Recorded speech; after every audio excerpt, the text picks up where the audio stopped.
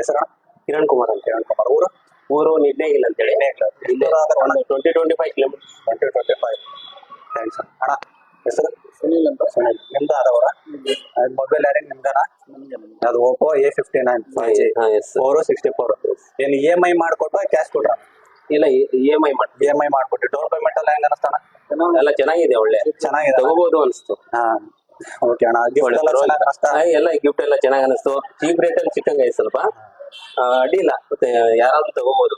ಹೆಂಗ್ ಗೊತ್ತಾತಣ್ಣ ನಮ್ ಶಾಪ್ ನಿಮ್ಗೆ? ಅದೇ ಇನ್ಸ್ಟಾಗ್ರಾಮ್ ಅಲ್ಲಿ ನನ್ನ ಫ್ರೆಂಡ್ ಒಬ್ಬರು ಫಾಲೋ ಮಾಡಿದ್ದ.